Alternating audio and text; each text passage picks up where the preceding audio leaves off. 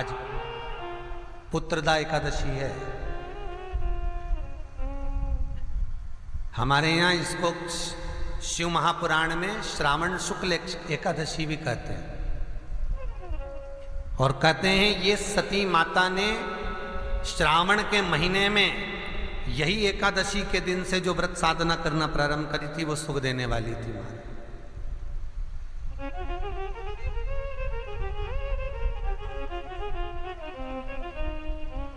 पहली बार माता सती ने भगवान शंकर की आराधना आज ही से चालू करी थी। निवेदन है आपसे भी, कोई कार्य अटक रहा है, तकलीफ आ रही है, दुख है, लक्ष्मी नहीं आ रही, परेशान हो, तो आज पुत्रदा एकादशी है।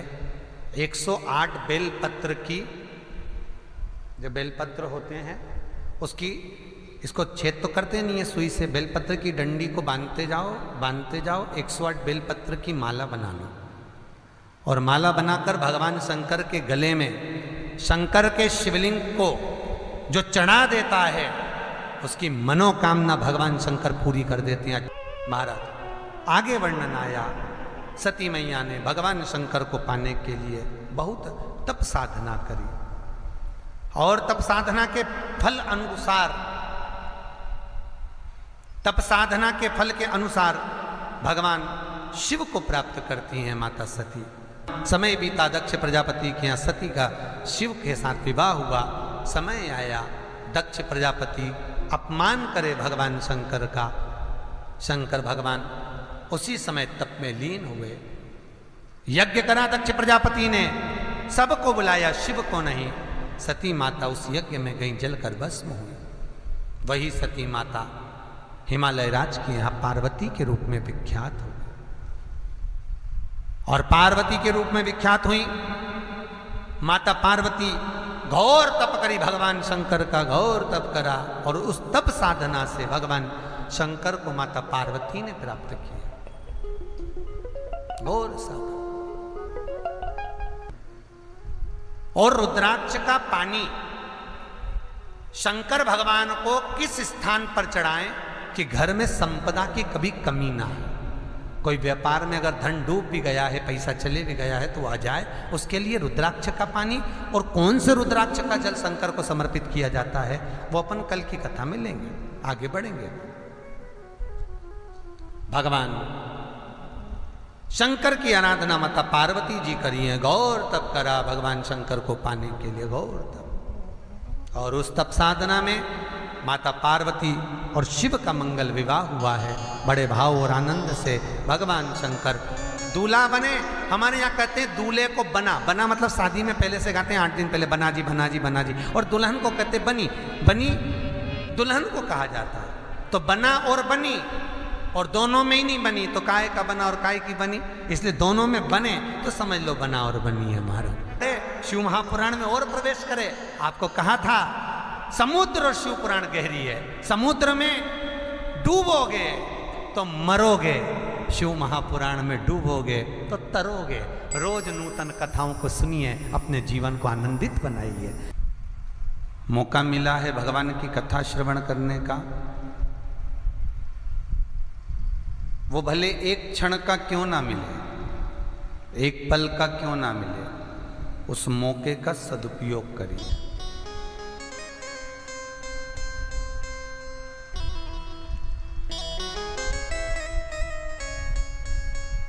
शंकर भगवान ये रविवार, ये सोमवार, ये मंगल, ये बुध, गुरु, शुक्र और शनि,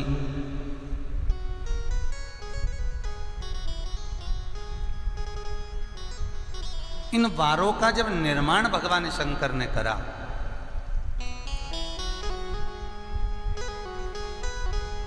इन वारों का निर्माण जब भगवान शिव करते हैं, भगवान शंकर रविवार, सोमवार, मंगल, बुध, गुरु, शुक्र और शनि इन वारों को निश्चित करते हैं, तब सारे ग्रह अनुकूल होकर भगवान शंकर के सामने खड़े हो जाते हैं।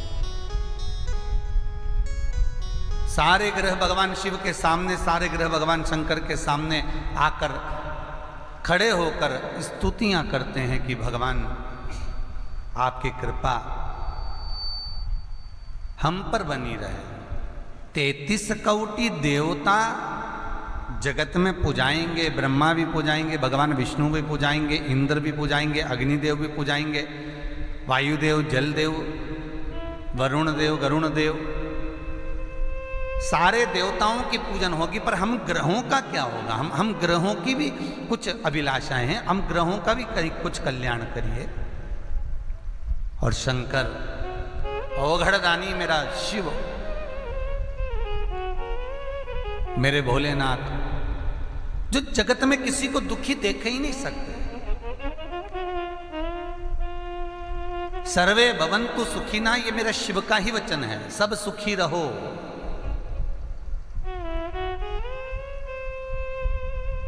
सत्यमय जीवन को जियो और अपने जीवन को सार्थक बनाने का प्रयास भी करो। कमाया और छोड़ा, एक निवेदन आप सबसे है, आप कहीं दान नहीं कर सकते मत करो, आप सत्कर्म नहीं कर सकते मत करो, आप बेन बेटी को भी नहीं दे सकते मत दो, आप गौ माता को भी नहीं दे सकते मत दो, आप ब्राह्मण संत को नहीं दे सकते मत दो। पर निवेदन इतना सा है, अपने ऊपर उस धन को खर्च जरूर करना, स्वयं के ऊपर।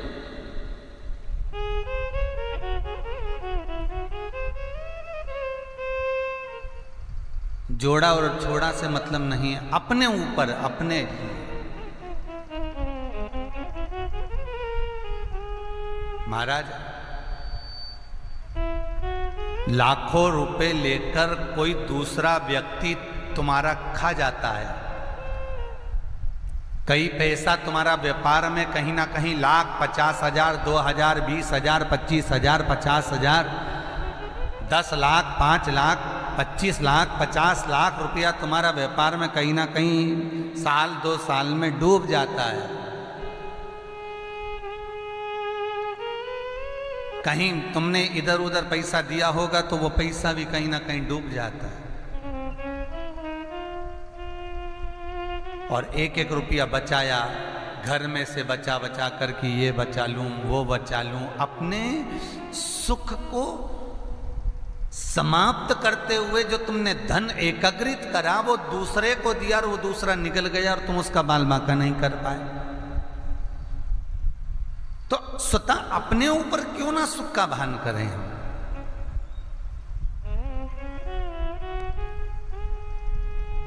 हम स्वतः अपने लिए क्यों ना उस चीज का भान करें? कितना सुंदर कहा है, बर्तन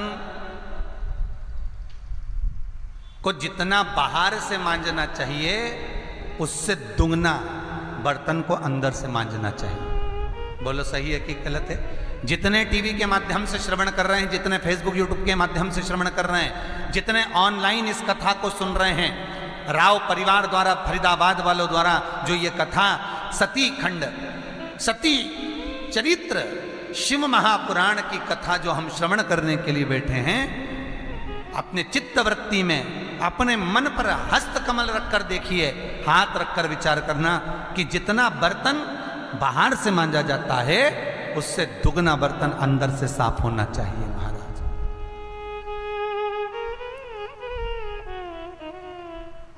बाहर से थोड़ा बहुत गंदा भी होगा तो चल जाएगा, पर अंदर से बर्तन अगर गंदा होगा तो दूध रखोगे तो फट जाएगा, कुछ बनाओगे तो बेकार हो जाएगा, कुछ रखोगे तो बेकार हो जाएगा। बर्तन अंदर से साफ करना जरूरी है। उसी तरह काम, लोभ, विषय, आसक्ति, वासना, तृष्णा, ये भीतर से साफ होना चाहिए। केवल शरीर साफ करने से या शरीर को स्नेह पाउडर लगा लेने से, बहुत सारा तिलक छापा लगा लेने से, बहुत बड़े बड़े बाल बढ़ा लेने से और बहुत सुंदर श्रृंगार कर कर बैठ जाने से या दिखावा बहुत कर लेने से भगवान प्रकट नहीं हो सकता, भगवान प्रसन्न नहीं हो सकता। मेरे विश्वनाथ को पाना है, मेरे शंभु को, मेरे शंकर को, कैलाशी अविनाशी को पाना है तो भीतर से मन को साफ करना पड़ेगा, अपनी चित्तवृत्ति को। क्योंकि पाप बहुत सस्ता प्रोडक्ट है। पाप पुण्य करने के लिए जाओगे तो 50 बार सोचोगे मैं दान करूं ना करूं, मैं सत्कर्म करूं ना करूं, मैं भजन करूं ना करूं, मैं स्मरण करूं ना करूं, मैं कीर्तन करूं ना करूं, मैं ये कर्म करूं कि ना करूं, मैं मंदिर जाऊं कि ना जाऊं, मैं शंकर को एक लोटा पानी चढ़ाऊं कि ना चढ़ाऊं, मैं शिव को समर्पित करूं कि ना करूं। पाप बहुत सस्ता प्रोडक्ट है, पुण्य बहुत कठिन प्रोडक्ट है। पुण्य जब हम कमाने की बारी आती है, पुण्य कमाने के लिए हम जब तत्पर होते हैं तो 50 बार विचार करते हैं कि हम ये पुण्य कमाएं कि ना कमाएं, कैसे कमाएंगे। पुण्य कमाने के लिए आगे बढ़ेंगे तो फिर पाप हमें घेर लेगा। पर पाप करने के लिए जब कहीं चोरी करने की बात आए, काम में डूबने की बात आए, आसक्ति की बात आए, तृष्णा की बात आए, लोभ की बात आए, विषक्तियों की बात आए, विषय और वासनाओं की बात आ जाए, तो फिर हम सोचते नहीं हैं, तुरंत उसमें डूबने का प्रयास कर लेते हैं। और शास्त्र कहता है जब पाप करने के लिए जाओ तो 50 बार विचार करो, तो चरण बढ़ाओ पाप करने के। पुण्यता में क्षुब्धता होती, पाप में क्षुब्धता नहीं होती, व्यक्ति टूट पड़ता है, कर बैठता है। तो पाप बहुत सस्ता प्रोडक्ट है पाप की। पाप तुरंत हो जाता है, बहुत जल्दी हो जाता है। पाप में कोई पैसा नहीं लगता, कोई छिन्नता नहीं होती। पाप करते समय व्यक्ति की चित्तवृत्ति में ये नहीं आता कि आगे क्या होगा। पाप बहुत सस्ता प्रोडक्ट है, पर पुण्य थोड़ा महंगा प्रोडक्ट है। पर पुण्य जब इकट्ठा होता है तो बाद में उसका कुछ धन भरना नहीं पड़ता, उसका लाभ ही मिलता है। पर पाप सस्ते प्रोडक्ट को यदि लोगे तो बाद में भोगना भी बहुत पड़ेगा। अभी जिस टीवी पर आप नाटक कथा सुन रहे हो, इसी टीवी पर रात्रि को 9 बजे, 10 बजे, 11 बजे तक नाटक चलेंगे। इन्हीं टीवी पर आप, इन्हीं मोबाइल पर, इन्हीं फेसबुक, यूट्यूब पर कोई फिल्म चलेगी, कोई नाटक चलेगा, कोई सीरियल चलेगा। तो आपको रात को 10 बजे तक सोफे पर बैठकर एक टकटकी लगाकर तुम सुनते रहोगे। तुम्हारी चित्तवृत्ति रगी रहेगी, नींद नहीं आएगी। क्यों? क्योंकि पाप सस्ता है और पुण्य महंगा है। पुण्य महंगा है। और शिव महापुराण, ये शंभु की कथा, ये शंकर की कथा, ये महेश्वर की कथा, ये ओंकारेश्वर महंकाल राजा की कथा, ये मेरे विश्वनाथ की कथा, ये वो फूलों की सेज है, ये वो मखमल की सेज है जहां पर कुछ क्षण के लिए निंद्रा आ ही जाती है। टीवी में सीरियल, नाटक, फिल्म, ये कांटों की सेज है, वो चुपते रहते हैं इसलिए नींद नहीं आती, यहां आ जाती है। तो बाहर और अंदर से बर्तन मांजने में सबसे ज्यादा बर्तन को साफ करना जरूरी है अंदर से। बाहर से बर्तन मंजा ना मंजा, बाहर से बर्तन थोड़ा गंदा भी होगा तो चलेगा, पर भीतर से बर्तन साफ होना चाहिए। काम, लोभ, विषय, आसक्ति, तृष्णा, वासना, ये भीतर से समाप्त होना चाहिए।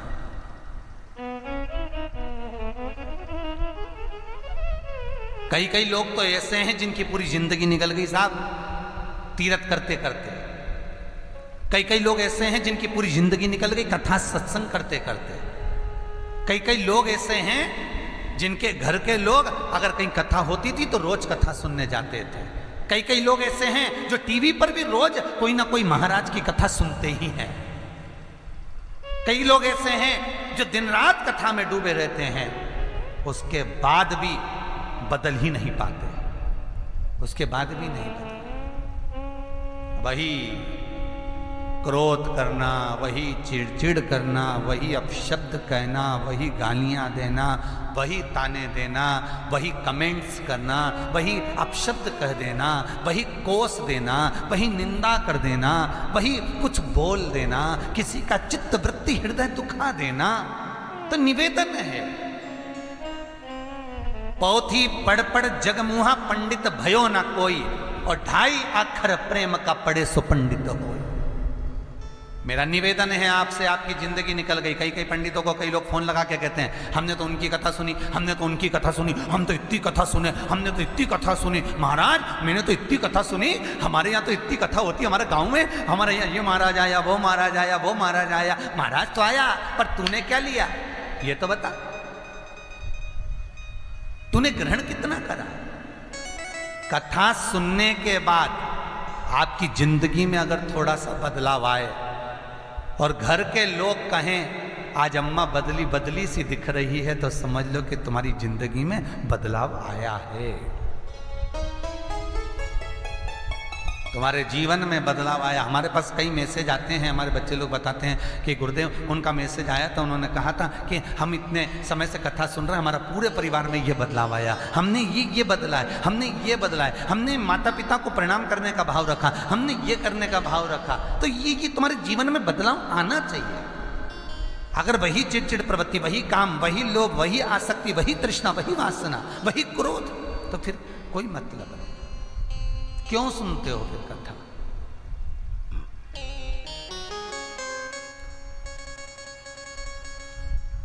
कितने बड़े बड़े पंडाल लगते हैं साहब, कितने बड़े बड़े पंडाल। उन पंडालों का स्टेज बनाने में कम से कम 10 लाख रुपए खर्च हो जाते हैं। कई महाराजों के पंडाल के स्टेज बनाने में 10-10, 15-15 लाख खर्च होते हैं। पंडाल लगाने में कम से कम 10-15 लाख खर्च होते हैं। कितनी पब्लिक इकट्ठी होती है, हजारों लाखों। और मेरा निवेदन है जितनी पब्लिक कथा में आती है उन सबका एड्रेस लिख के रखो, उन सबका पता लिख के रखो, और जो कथा करवाने वाले उनसे निवेदन इनके घर पर जाकर देख के आना कि इनको कथा का कितना असर हुआ है। कुछ हुआ? यहाँ से सुनी, यहाँ से निकाल दी, बची कुची थी, कपड़े से झटकार दी। घर पहुँचे, परिवार वालों ने पूछा कहाँ गई थी? कथा में गई थी। क्या सुना? बहुत कुछ सुना। क्या लेके आई? प्रसाद का दोना लेकर आई। ये प्रसाद ले, ये प्रसाद ले लीजिए। कथा तो वहीं छोड़ी आए। हम अपनी वृत्ति में क्या लेकर आए? केवल भीड़ बढ़ाने से कथा नहीं होती महाराज।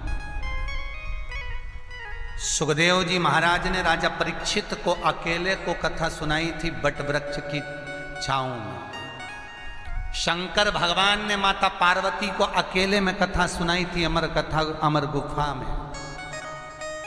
तुलसीदास जी सुंदर रामचरितमानस को अपने हृदय के लिए एकांत में बैठकर वाच रहे हैं। शायद मुझे लगता है लॉकडाउन के चलते हुए ये कथा भी जो एकांत में चल रही है, यहाँ कोई नहीं, केवल ये व्यासपीठ है, ये सामने कैमरा है, आप हो और ये सारे श्रोता भाई बहन जो अपने घर में कथा सुन रहे हैं, ये हैं। मेरा निवेदन आपसे रहेगा आज एकादशी के दिन यदि बन सके तो इस कथा की सबसे बड़ी भेंट, सबसे बड़ी दक्षिणा यही है कि कथा में से थोड़ा सा ग्रहण कर कर अपने जिंदगी को सुधारना, अपने जीवन को संवारना। एक ललकता भगवान शंकर को पाने की रखना कि भोलेनाथ मैंने आपकी कथा सुनी है विश्वनाथ। जैसे आपके सिर पर गंगा विराजमान है, मस्तक पर गंगा रह रही है, ऐसे मेरे घर के सभी लोगों का मस्तक ठंडा रखना। शंकर भगवान जैसे आपके गले में विष भरा है, अगर किसी के मन में कोई कपट भी आए तो उसको कंठ तक ही रहने देना, उगलना नहीं। भगवान आपके गले में भुजंग पड़ा हुआ है विषैला, हमारे घर में भी हो सकता है कि कोई विषैला विष उगलने वाला हो, पर भोलेनाथ जैसे आपने गले में डालकर रखा है उसी तरह उस विष उगलने वाले को भी आप काबू कर कर रखना। विश्वनाथ जैसे आपके घर में रिद्धि सिद्धि जैसी बहुएं आई हैं, कुमारिका जैसी बहुएं आई हैं, ऐसी बहुएं हमारे यहां हैं। ऐसी भोलेनाथ जैसे आपने अपनी बेटी का विवाह करा, जिस पुरुष के साथ आपने अपनी बेटी अशोक सुंदरी की शादी करी, इतना भावपूर्ण तुम्हें जो जमाई मिला, भक्ति में रमने वाला जो तुम्हें दामाद मिला, ऐसा दामाद हमको भी दीजिए।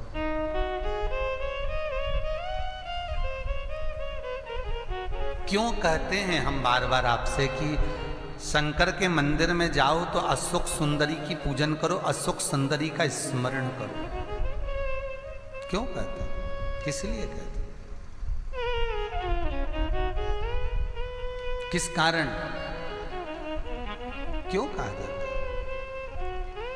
क्योंकि विवाह के लिए चाहे वर हो चाहे कन्या हो, यदि विवाह के हेतु शंकर भगवान के शिवलिंग के बीच वाले भाग में अशोक सुंदरी का स्थान होता है, शंकर भगवान की बेटी। पूरे जगत में मां जगतजननी पार्वती जी इस बेटी का जो जन्म है, एक बार माता पार्वती भ्रमण करते हुए नंदन वन पहुंची हैं काशी में।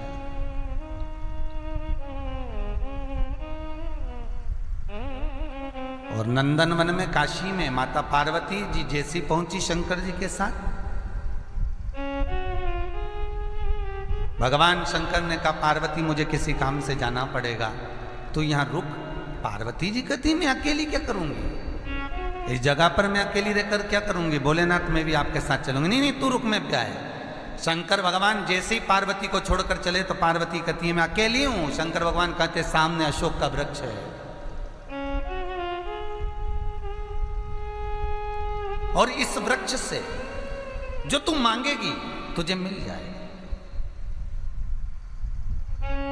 जो तू मांगेगी तुझे प्राप्त हो जाएगा। और माता पार्वती जी ने हाथ जोड़कर वो अशोक के वृक्ष के सामने हस्त कमल जोड़कर निवेदन करा, हे वृक्ष तुम मुझे एक बेटी प्रकट करो। अशोक के वृक्ष से कन्या प्रकट हुई, जो शोक को दूर करने वाली थी, उसका नाम अशोक रखा, अशोक सुंदरी। सुंदर इतनी थी, इतनी सुंदर थी, उसकी सुंदरता का व्याख्यान करा जाए तो शास्त्र कहता है कि अशोक के वृक्ष से जब वो उत्पन्न हुई थी तब उसका कलर काला था, श्याम था। पर माता पार्वती के सामने जब वो आकर खड़ी हुई, माँ जगतजननी का जब वो दर्शन करती है, माँ जगतजननी का जब वो दीदार करती है, माँ जगतजननी का जब वो दर्शन करती है, तो माता की दृष्टि जब उस पर पड़ी तो उसमें सुंदरता अपने आप आ गई। शास्त्र कहता है आप बाजार से साड़ी खरीद कर लाओ, भले 200 रुपए की हो, भले 200 की है, आपके घर में जो भगवान बैठे हुए हैं, आपके घर में जो शंकर बैठे हैं, जगदम्बा बैठी है, गणेश जी बैठे हैं, कार्तिकेय बैठे हैं, आपके घर में लड्डू गोपाल बैठे हैं, आपके घर में जो भी देवी देवता बैठे हैं, भले कोई भी देवता हो, जो साड़ी आप खरीद कर लाए हो वो उस देवता को समर्पित कर दो 5-10 मिनट के लिए। भले 5-10 मिनट के लिए, 2 मिनट के लिए, 1 मिनट के लिए आप वो साड़ी भगवान को दे दो, प्रभु ये आपका। और फिर भगवान से वही साड़ी वापिस ले लो, प्रसाद उसको पहन लो। महाराज किसी को उसका रुपया मत बताना कि कितने की साड़ी है, भले 200 की है, बताना मत ही। बाजार में निकल जाना, सहेलियों के घर चले जाना, मेहमानी करने चले जाना, किसी से मिलने चले जाना।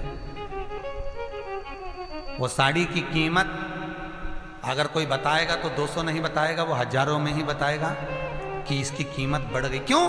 क्योंकि भगवान को समर्पित होने के बाद में वस्तु की कीमत अपने आप बढ़ जाती है। शमशान की राख लोग ले जाके गंगा जी में विसर्जन कर देते हैं, नदियों में फेंक देते हैं, कचरे में डाल देते हैं, और वही शमशान की राख मेरे शंकर पर जब चढ़ती है, भस्म मेरे शंकर पर जब रमती है, उस भस्म को निकाल कर पाउच में भरकर जब दिया जाता है तो वही करोड़ों की बिक जाती है महाराज, क्योंकि शिव को लग चुकी है, शंकर को रम चुकी है।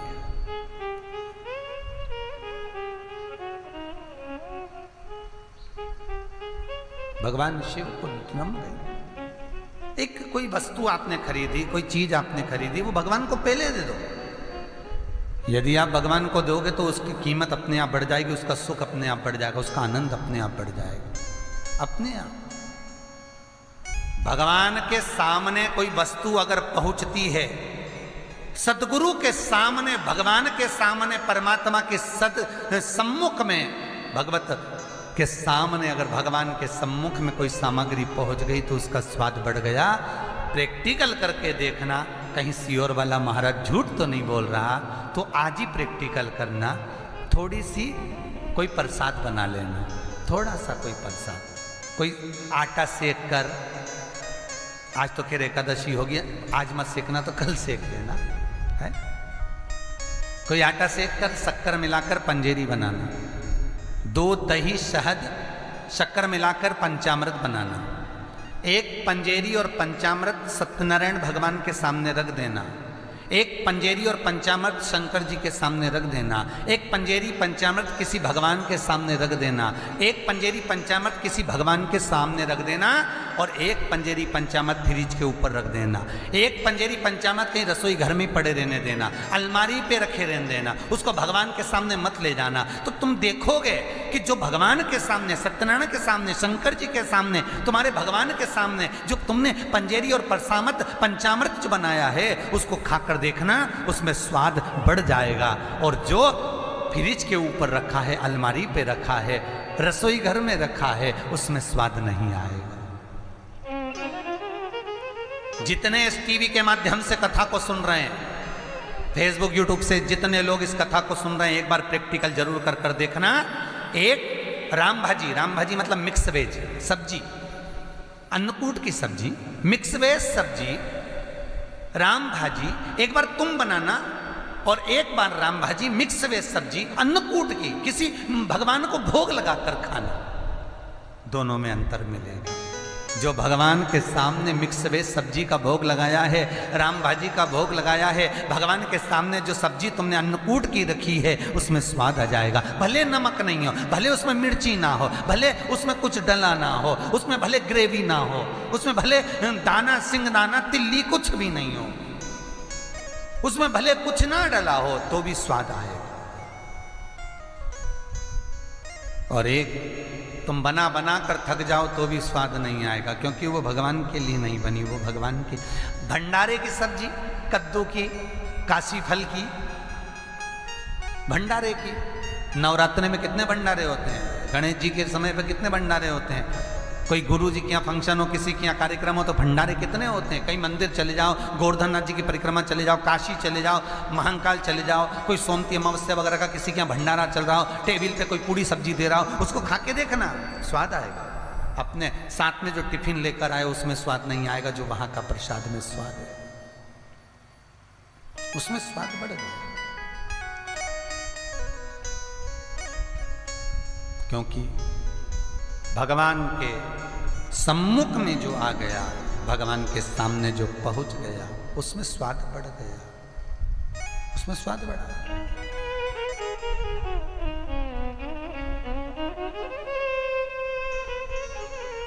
स्वाद बढ़ेगा।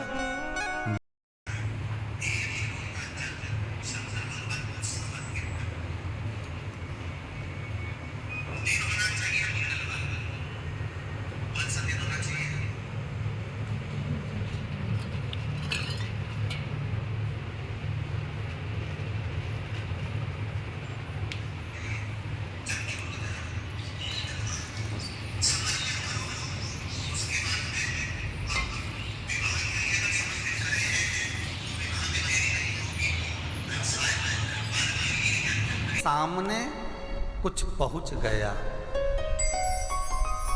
उसके सम्मुख में अगर कोई आ गया तो वो सिद्ध हो गया, सिद्ध।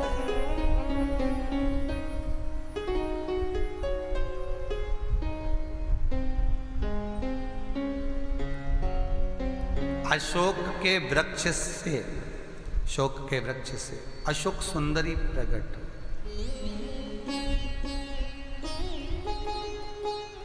श्याम कलर है, नेत्र बड़े हैं, सुंदर मुख पर प्रसन्नता है। और मां जगत जननी माता पार्वती जी उसको देखकर बड़ी प्रसन्न हुई। भगवान के सामने अगर कुछ पहुंच गया, उसका स्वाद बढ़ गया, उसकी सुंदरता बढ़ गई। बहू ब्यूटी पार्लर में तैयार होती है,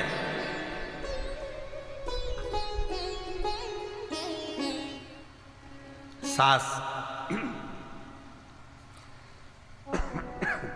सत्संग में तैयार होती है।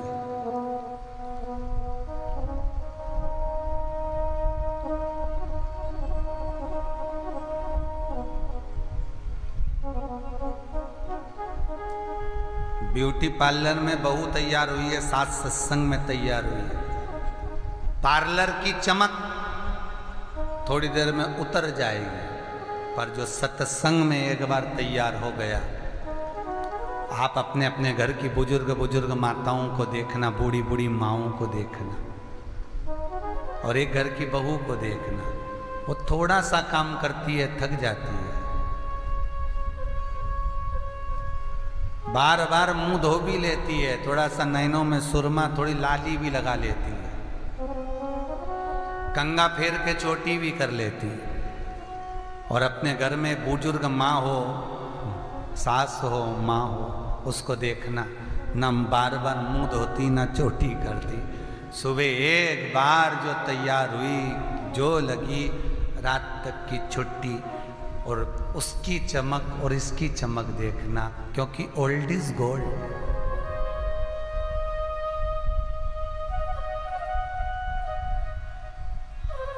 ये चमक, ये दमक, फुल वन में महक, सब कुछ सरकार तुम ही से। ये सारी चमक, दमक, सुंदरता, ये बाहर से प्राप्त हो जाएगी। कितना सुंदर कहा। एक ब्यूटी पार्लर बाहर में है, जहां कन्याओं का श्रृंगार होता है, जिससे वर रीझ जाता है। एक ब्यूटी पार्लर, ये शिव महापुराण की कथा है, जिसमें आत्मा का श्रृंगार होता है, जिससे महादेव रीझ जाता है, जिससे भगवान शंकर रीझते। अब मर्जी आपकी है कि आप उस पार्लर में तैयार हो रहे हो कि इस पार्लर में तैयार हो रहे हो। ये मन आपका है, आपकी मर्जी है, आपका मन है कि आपको तैयार कहाँ। व्यासपीठ से तो केवल समझाया जा सकता है। और ध्यान देना, ज्ञानी और अज्ञानी, इन दोनों को समझाया जा सकता है। किस किस को? बोलो जितने लोग टीवी के सामने बैठे, ज्ञानी और अज्ञानी, इन दो लोगों को समझाना सरल है, पर अभिमानी को समझाना कठिन है।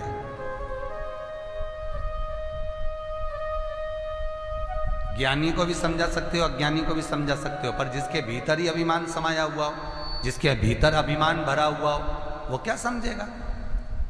वो क्या? 3 तरह के लोग कथा सुनते हैं महाराज, 3 तरह के लोग कथा श्रवण करते हैं। ध्यान देना, बहुत ध्यान से सुनना। पहला, श्रोता, जो कथा को सुनने के लिए बैठता है, उसको कथा से मतलब रहता, फालतू चीजों से कोई मतलब नहीं है। दूसरा, सोता, जो कथा में सोने के लिए पहुंचता है, जिसको कहीं नींद नहीं आती, उसको कथा में आती, इसलिए उसको नींद के लिए कथा सुनता। तीसरे नंबर पर होता है सरोता। सरोता वो सुपारी कतरने वाला, केची जैसा काटने वाला, ये तीसरे नंबर पर सरोता। ये दिन भर कथा में बैठकर बस यही सुनता है कि महाराज ने क्या बाचा क्या नहीं बाचा। पंडित जी ने तो ऐसा बोल दिया, उन्होंने तो ऐसा कर दिया। बताओ कितना दान आ रिया होगा महाराज जी के पास में।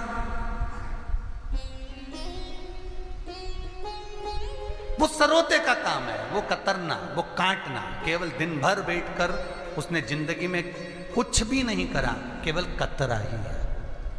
और बहुत ध्यान देना, शंकर की कथा कहती है, भगवान शिव कहते हैं पार्वती से, पार्वती तू कथा में सो गई थी, इसलिए तू सोता के रूप में श्रोता है।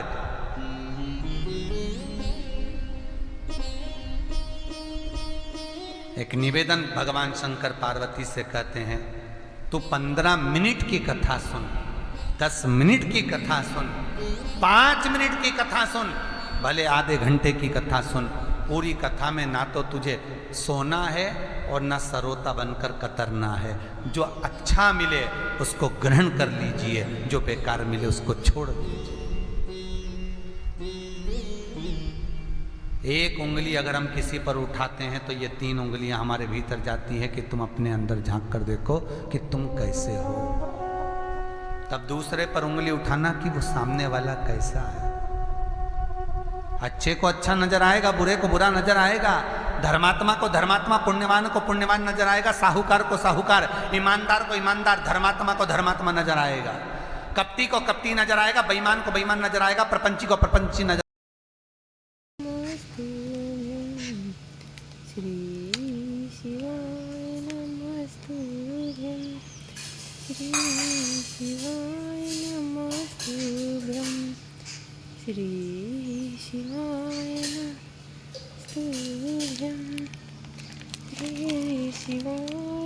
आएगा। आपकी दृष्टि पर जिस कलर का चश्मा चढ़ा होगा, सामने वाला व्यक्ति उसी कलर में नजर आएगा।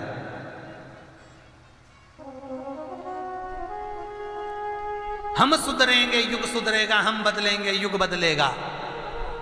ये निरंतर गायत्री परिवार कहता आया है, सुधरेंगे, सुधरेगा, बदलेंगे, बदलेगा। मेरा इतना सा निवेदन है, केवल एक तुम जगत को सुधारने की बात मत करो, मैं आप सबसे निवेदन कर रहा हूं, खुद को सुधारो, घर सुधर जाएगा। सास सोचती है मैं बहू को सुधार दूं, बहू सोचती है मैं सास को सुधार दूं, और तुम दोनों के सुधारने के चक्कर में घर का कहीं का ना कहीं का सिधर जाता, पर तुम नहीं सुधर पाते, तुम नहीं सुधर पाते।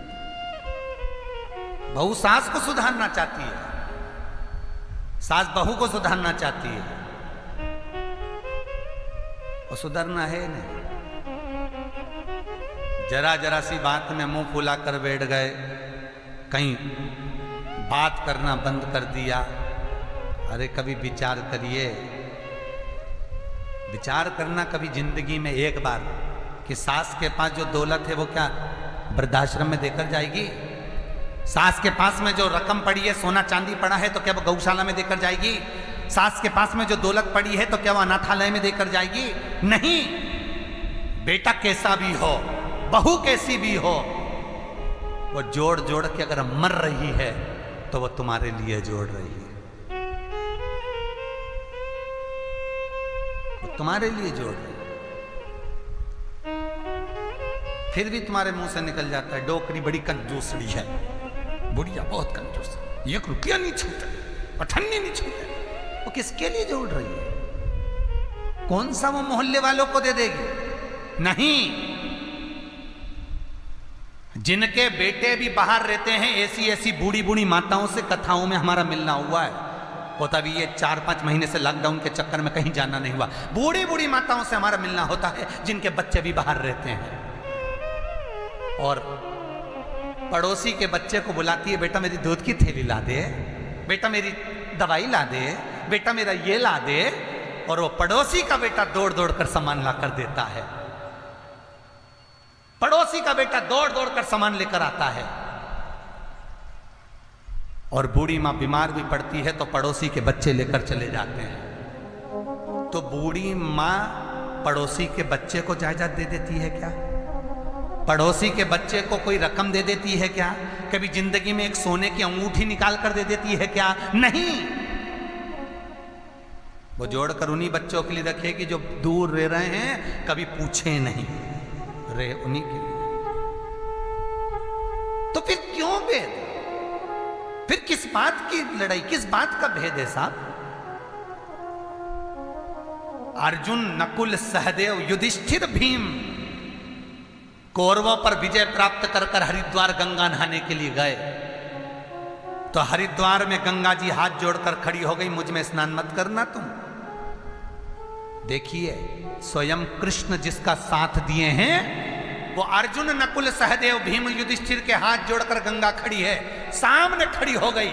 तो मुझ में स्नान मत करना। उठाइए महाभारत और पढ़िए, स्पष्ट लिखा है कि गंगा हाथ जोड़ी है कि तुम मुझ में स्नान मत करना।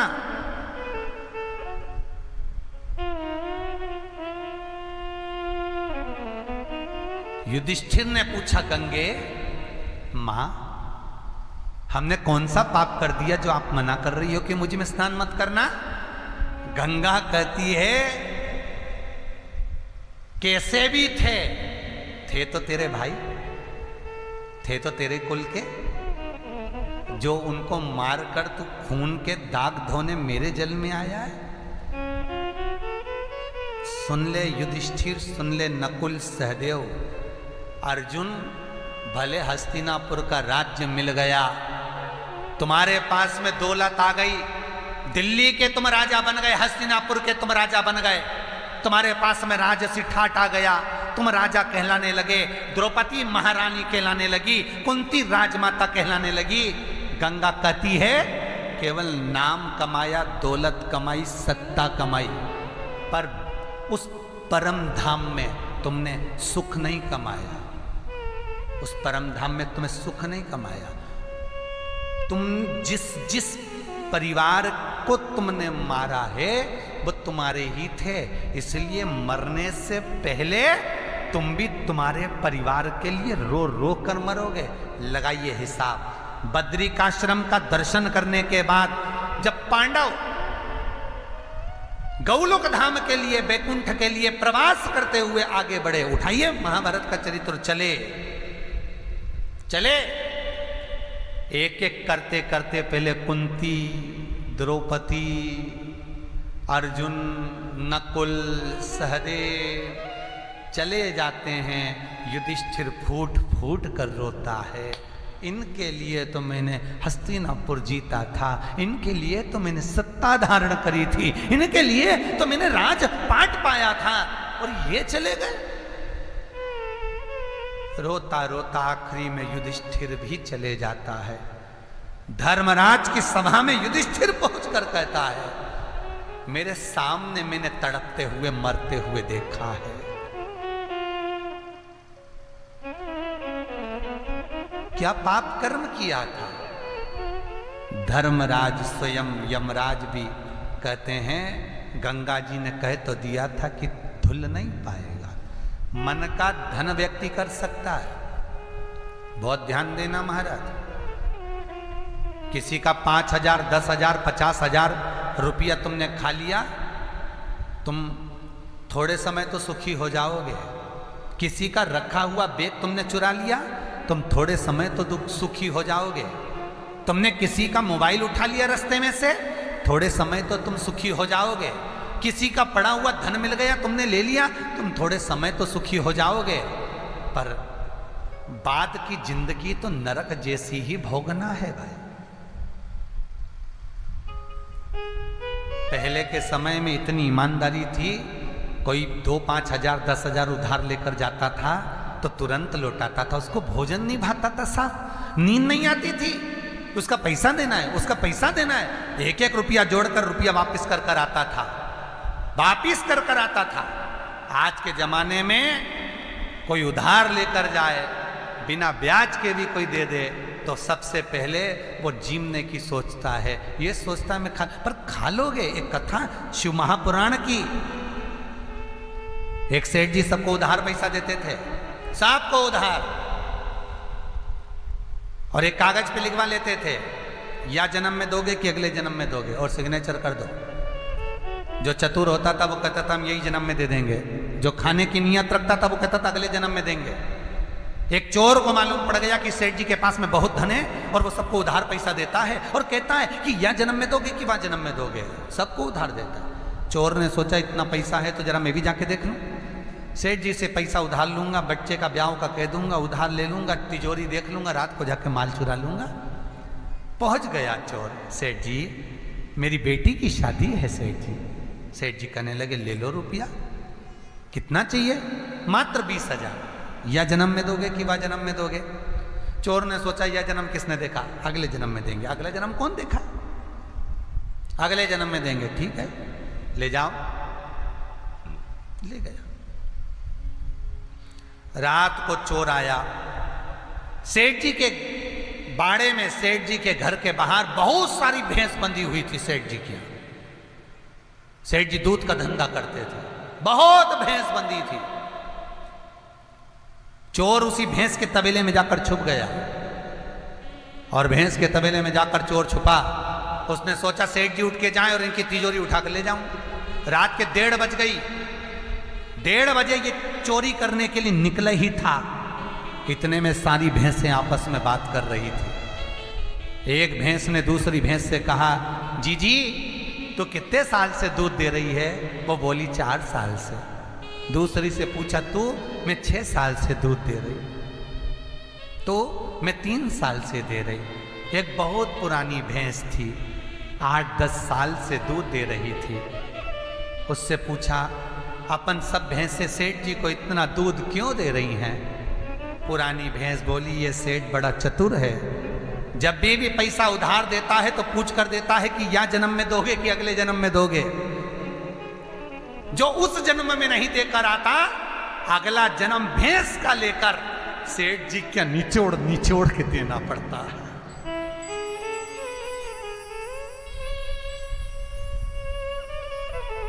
खाकर सबसे पहला ध्यान रखना, यदि किसी का धन लिया है, कोई ने तुम्हें ब्याज बट्टे से नहीं दिया, इससे ही दे दिया, तो सबसे पहले उसका लौटाना कि भाई इसने समय पर मुझे सहायता करी है, समय पर मुझे सुख दिया है, पहले तू ले ले भैया, क्या पता फिर मौका मिले फिर दे देगा।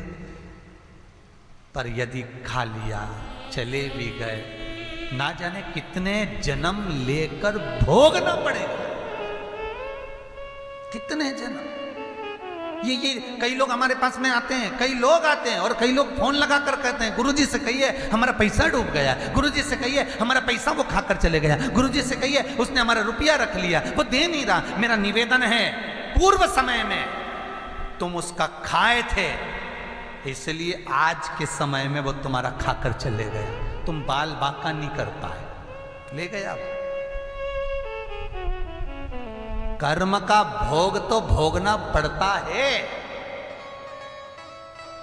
शिव महापुराण की कथा कहती है भगवान से नहीं डरना मत डरो, परमात्मा से नहीं डरना मत डरो, राम कृष्ण शंकर से नहीं डरना मत डरो, देवी देवताओं से नहीं डरना मत डरो, घर के माता पिता से नहीं डरना मत डरो, घर के बुजुर्गों से नहीं डरना मत डरो, घर के बुजुर्ग बंधुओं से नहीं डरना मत डरो, गुरु शिष्यों से नहीं डरना मत डरो, साधु संतों से नहीं डरना मत डरो, पर अपने कर्म से जरूर डरना, क्योंकि कर्म का भोग तो परमात्मा को भी भोगना पड़ता है। सीता जी ने एक चिड़िया को कैद में रखा था तो माता जानकी को कैद में पड़ना पड़ा था। राम जी ने छुपकर बाली को मारा था तो कृष्ण अवतार में वही बाली ने छुपकर भगवान कृष्ण के चरणों में बाण मारा था। भोगना तो पड़ेगा, एक जन्म में नहीं भोगोगे तो 10 जन्म लेना पड़ेगा, 10 जन्म में नहीं भोगोगे 20 जन्म लेना पड़ेगा, तो भोगना पड़ेगा। मत डरो किसी से। कई लोग कहते हैं हम नहीं डरते, मत डरो, भोगना तो पड़ेगा। इसलिए मत बुरे कर्म कर बंदे वरना पछताएगा, भगवान की आंखों से तू बच नहीं पाएगा। कर। मेरा आप सभी श्रोता भाई बहनों से निवेदन है, आपने जो गौ माता के लिए दान दिया, वृद्धाश्रम के लिए दान दिया, शंकर के मंदिर के निर्माण के लिए दान दिया, उनसे मेरा हाथ जोड़ के निवेदन है, आपने अगर 2 रुपया भी दिया है तो एक बार यदि सीहोर के पास में से निकलो तो एक बार जरूर आकर देखना कि तुम्हारा दिया हुआ धन सही जगह लगा कि नहीं लगा। हम खुद कहते हैं गऊ बेटी और धन 50 बार विचार करना, तब विचार कर देना कि सही जगह लगाया कि नहीं लगाया। उसको भी मुंह दिखाना है उस परमात्मा को। एक बार जाकर खड़े तो होना पड़ेगा, पूछेगा।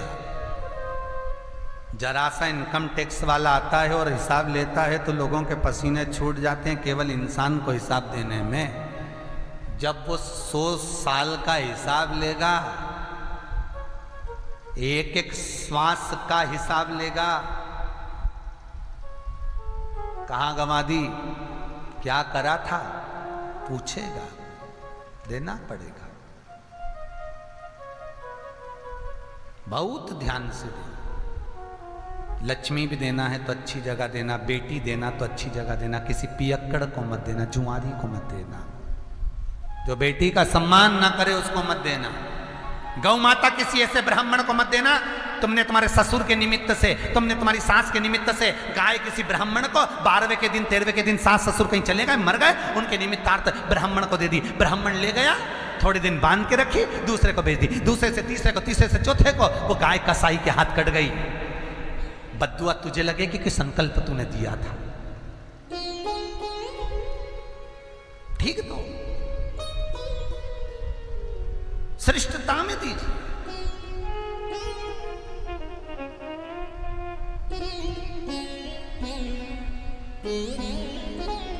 समर्पण अगर आपका अच्छा है, श्रेष्ठता भगवान के सामने रखो। भगवान के सम्मुख में कोई वस्तु है, भगवान के सामने। मैं आपसे फिर निवेदन करूंगा, एक बार फिर से कहूंगा, अदालत में कोई केस चल रहा है,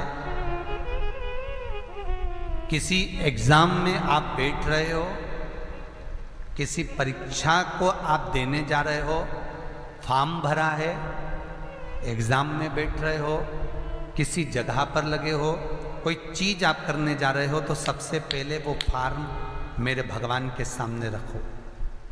मेरे भगवान के सामने वो फॉर्म सबसे पहले मेरे भगवान के सामने होना चाहिए।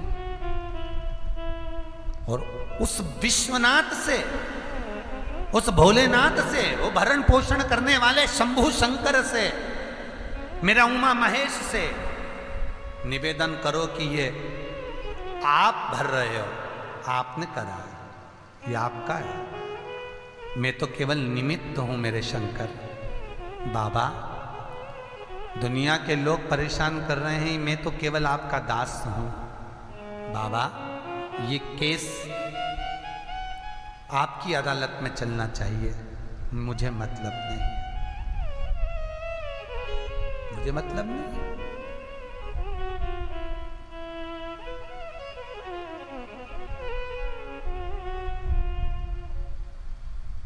मुझे उससे कोई मतलब नहीं।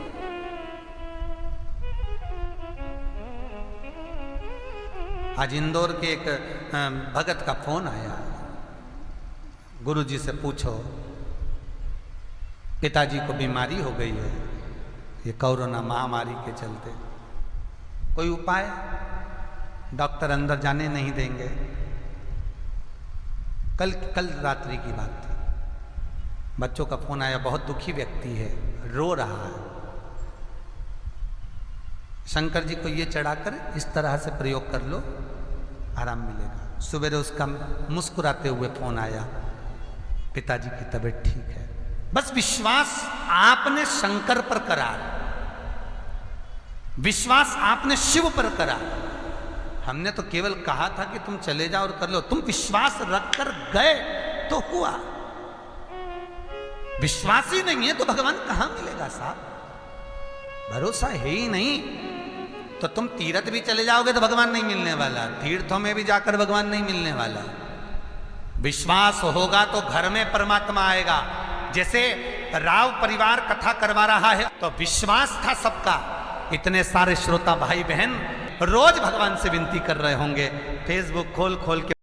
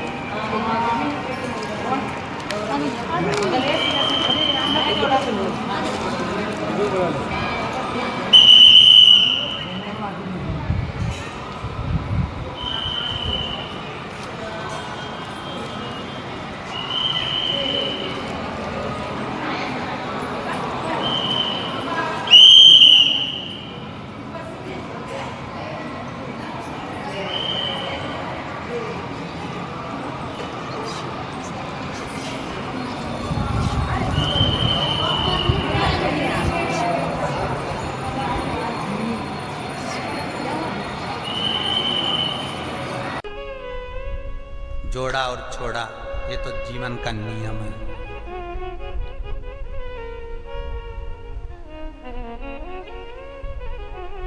जीवन का नियम। और फिर निवेदन करूंगा, अशोक सुंदरी काली है, श्याम वर्ण की है।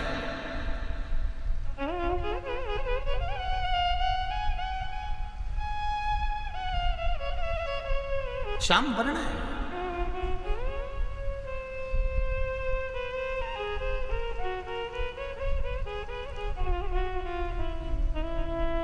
और श्याम वर्ण की वो अशोक सुंदरी, काला कलर है, श्याम वर्ण है।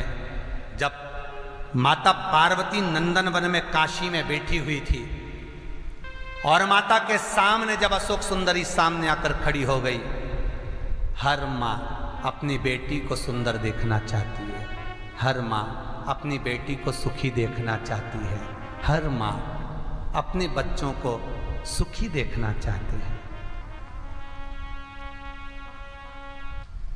पार्वती को लगा कि शंकर भगवान को सबसे ज्यादा दुख होगा अशोक सुंदरी को देखकर। क्यों? बेटा मां को प्रिय होता है और बेटी बाप को प्रिय होती है। शंकर भगवान को जितने गणेश प्रिय नहीं, शंकर भगवान को जितने कार्तिकेय प्रिय नहीं, शंकर भगवान को उतनी प्रिय है शंकर भगवान की 6 लड़कियां। 5 तो जया, विषहरा, शामरी बारी, दोतली और देव जो गंगा जी से प्रकटी, और 6ठे नंबर की ये बेटी अशोक सुंदरी जो पार्वती के सम्मुख में वृक्ष से प्रकटी।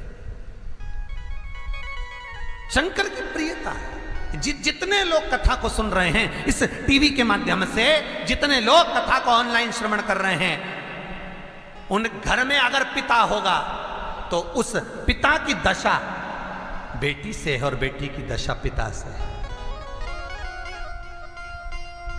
कितना सुंदर कहा है भीष्म गीता में। भीष्म गीता, भीष्म पितामह बाणों की सैया पर पड़े रहकर अर्जुन को ज्ञान उपदेश देते हैं। कई गीता हुई, कपिल गीता, दत्त गीता, श्रीमद् भगवत गीता, गर्भ गीता, उसमें एक गीता है, एक ललिता गीता भी, एक गीता उसमें भीष्म गीता है। पढ़िएगा कभी। भीष्म गीता में अर्जुन को भगवान भीष्म पितामह बाणों की सैया पर पड़े रहकर कहते हैं, अरे अर्जुन, 4 तरह का भोजन बेकार होता है। पहला, जिस भोजन की थाली को ठोकर लग गई वो नाली में पड़े हुए कीचड़ के बराबर होता है। दूसरे नंबर का भोजन, जिस भोजन की थाली को कोई लांग कर चले गया वो भोजन भ्रष्टा के बराबर होता है, गंदगी के बराबर। तीसरे नंबर का भोजन, जिस भोजन की थाली में बाल पड़ा हो, केश पड़ा हो, वो दरिद्रता देने वाला होता है। और चौथे नंबर का भोजन अर्जुन, अगर पति और पत्नी अगर एक ही थाली में भोजन कर रहे हैं तो वो मदिरा के तुल्य होता है। कई लोग कहते हैं एक ही थाली में भोजन करो तो प्रेम बढ़ता है, प्रेम बढ़ता है। शिव महापुराण की कथा कहती है पति और पत्नी अगर एक ही थाली में भोजन करते हैं, एक ही थाली में अगर पति और पत्नी भोजन करते हैं तो उस घर की दशा देखिएगा। उस घर के बच्चे कभी भी विद्या में उत्तम नहीं निकल सकते, उस घर के बच्चे कभी भी सत्मार्गी नहीं निकल सकते, मार्ग से विचलित ही निकलेंगे, क्योंकि मदिरा के नशे में पैदा हुए हैं। और सुन अर्जुन, सुन, यदि बेटी कुंवारी है और बाप के साथ में बैठकर भोजन करती है, तो उस बाप की कभी अकाल मौत नहीं होती है, क्योंकि बेटी बाप के काल का हरण कर लेती है। बेटी कुंवारी है, बेटी की शादी हो जाए जब भले वो पिता के साथ भोजन ना करे क्योंकि गोत्र बदल गया, पर बेटी जब तक कुंवारी है बाप के साथ बैठकर भोजन करेगी तो बाप के काल को हरण कर लेती है। ये उसी तरह जैसे एक गाय ब्याह गई हो और एक गाय कुंवारी हो। महाराज, ब्याही हुई गाय का गोबर से लीपने से ज्यादा फलदायी होता है कुंवारी गाय का गोबर से लीपना, वो ज्यादा फलदायी है बछिया के गोबर से लीपना, कुंवारी गाय के गोबर से जो ब्याही ना हो। कितना कितना शास्त्र प्रमाण देता है महाराज। कई लोग दुखी भी हो रहे होंगे आज हमारी कथा सुनकर कि भगवान गुरु जी आपने कह दिया कि एक थाली में भोजन मत करो, और हम तो इतने साल से करते हुए आ रहे हैं और अलग अलग करेंगे और ऐसा और वैसा। कई लोग तो चैनल ही बंद कर देंगे, कई लोग तो टीवी बंद कर देंगे। बताओ महाराज जी ऐसा बोल रहे हैं। तो मेरा निवेदन है, एक दादा थे, उन्होंने कहीं मेरठ से पहले कथा कभी कथा टीवी पे आई होगी तो उन्होंने सुन ली होगी फेसबुक पर, तो उन्होंने कहा गुरुजी ने ऐसा बोला कि पति और पत्नी एक थाली में भोजन नहीं करे और हम तो इतने साल से कर रहे हैं और हम तो छोड़ ही नहीं सकते। तो बच्चों ने पूछा आपकी उम्र कितनी है? तो के 52 साल की। तो बच्चों ने भी कह दिया नहीं छोड़ना हो तो तुम्हारी मर्जी करो, आग लगे बस्ती में अपन रहो मस्ती में। यहां तो शास्त्र तो कह रहा है ना कि ज्ञानी को अज्ञानी को समझाना सरल है, पर जिसके भीतर अभिमान भर गया, अहंकार समा गया, जो खुद को स्वतः ही भगवान मानता हो, स्वयं को वेद पाठी, स्वयं को शास्त्रों का प्रमाणित मानता हो, उसको कौन समझाएगा साहब? जिसके भीतर अभिमान भरा, अहंकार भर गया हो, उसे कौन समझा सकता है? हम तो केवल इस व्यासपीठ से उतना ही कह देते हैं जितना इस कथा पुराण में लिखा है। उसके बाद मर्जी आपकी, आप सुधरो कि सिद्धरो, आपकी मर्जी। कहना हमारा काम है, सुनना आपका काम। करना हो तो ठीक है, ना करो तो आग लगे बस्ती में अपन रहो मस्ती में। मीराबाई जैसे अलमस्त रहो, मैं तो चली वृंदावन राणा, मेरे तो भाग जगे तेरे मेलों में आग लगे। हमें कहीं करना, हम तो कह सकते हैं कि आपको करना हो तो ठीक है, ना करना हो आपकी मर्जी। भीष्म गीता कह रही है। तो यहां पर शास्त्र कहता है कि बेटा मां को प्रिय होता है और बेटी बाप को प्रिय होती है। कथा वो चल रही है। इसलिए पिता के सामने अगर बेटी कुंवारी हो तो पापा के साथ भोजन करे, पिता के साथ भोजन करे। लोग कहते हैं बेटी की विदाई में सबसे ज्यादा मां रोती है। शिव महापुराण की कथा कहती है बेटी की विदाई में सबसे ज्यादा बाप रोता है। सबसे ज्यादा बाप रोता है। जब अशोक सुंदरी की शादी हुई थी, शंकर भगवान जब अपनी बेटी को विदा कर रहे थे, शिव महापुराण की कथा कहती है शंकर का एक नाम भोला बेटी की विदाई पर प्रकट हुआ था। कौन सा नाम? जम के बोलो, भोला। जितने टीवी पर सुन रहे हैं आज अच्छे से सुन लेना। कल आपको महेश भगवान का अवतार बताया था, आज भोला नाम क्यों पड़ा शंकर जी का वो समझ लेना। शंकर का भोला नाम पड़ा कब था?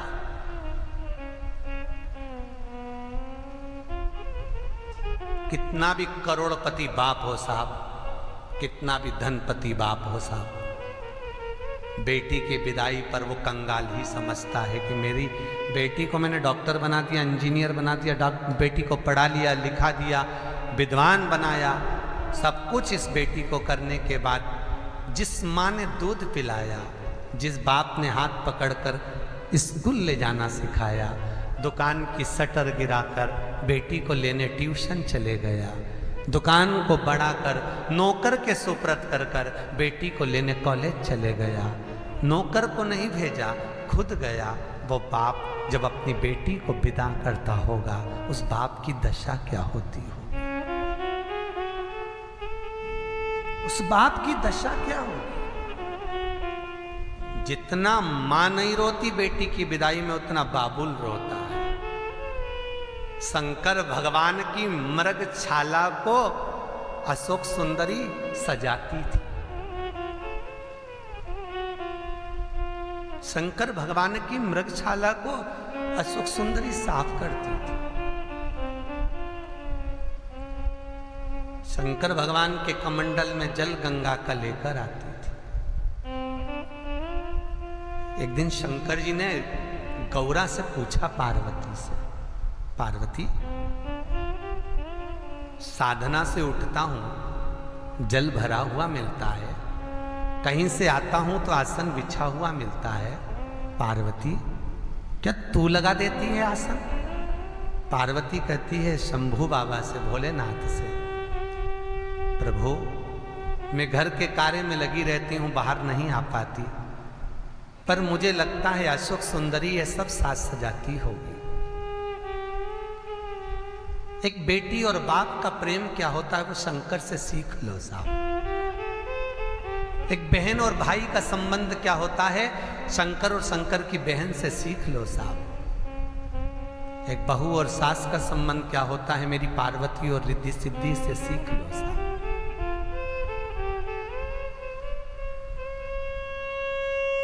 ये कमंडल में पानी तूने भरा है पार्वती? नहीं। नंदी तूने भरा है? नहीं। नंदी एक शब्द कह गए, शंकर भगवान के नयनों से अश्रु बह गया। नंदी ने कहा भोलेनाथ, जिस रास्ते से आप निकल कर जाते हो ना, आपकी बेटी अशोक सुंदरी वो रास्ता साफ कर देती है, बुआर देती है। आज भी बूढ़ा बाप नीचे जमीन पर सोता है या पलंग पर सोता है तो बेटी उसको झटकार देती है, पापा यहां सो जाना, मैंने तुम्हारे लिए गद्दा लगा दिया है, पापा इस आसन पर बैठ जाना, मैंने तुम्हारे लिए आसन लगा दिया। पापा मैंने ये, पापा आज मैं ये बना कर लाई हूं।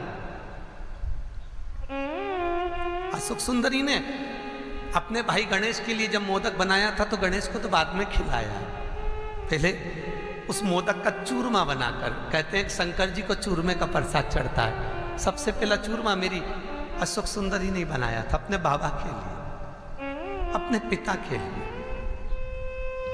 पापा बनाया। नंदी कहते हैं जब आप निकलते हो तो बेटी मार्ग बुहार देती है। आज शंकर भगवान ने अशोक सुंदरी को बुलाया, लाडो को हृदय चित्त लगाया। क्या बातें हैं लाडो? गोदी में, मैं चैनल वालों से निवेदन करूंगा अगर अशोक सुंदरी का फोटो हो तो अवश्य दिखाएं। शंकर की गोद में अशोक सुंदरी बैठी और पार्वती की गोद में गणेश जी बैठे।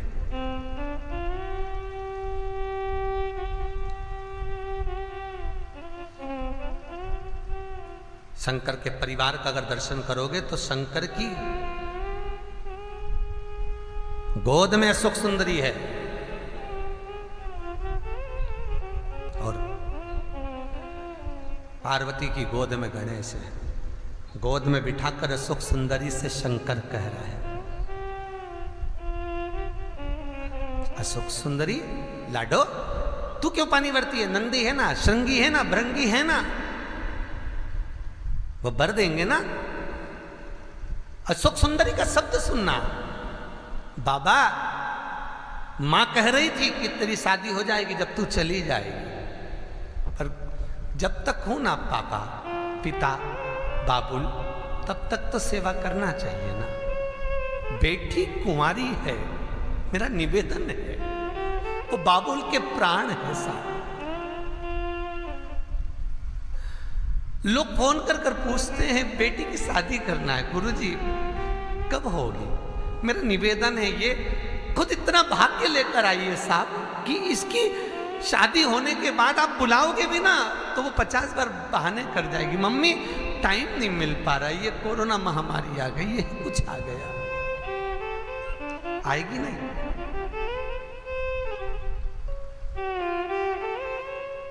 शंकर कह रहे हैं अशोक सुंदरी से, इतने गण तो लगे हैं लाडो सुंदरी, इतने गण लगे हुए हैं, नंदी भृंगी श्रृंगी सब है, माँ है तू बाबुल, जब तक मैं हूं ना आपका कमंडल कोई और नहीं भरेगा।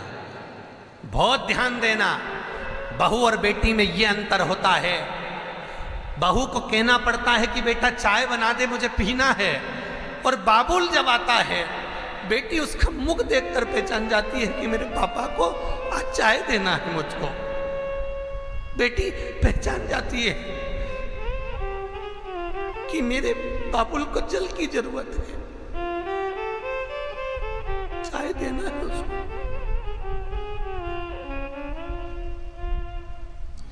आकर पूछ लेती है पापा आप ऑफिस से आए हो, चाय बना दूं मैं आपके लिए?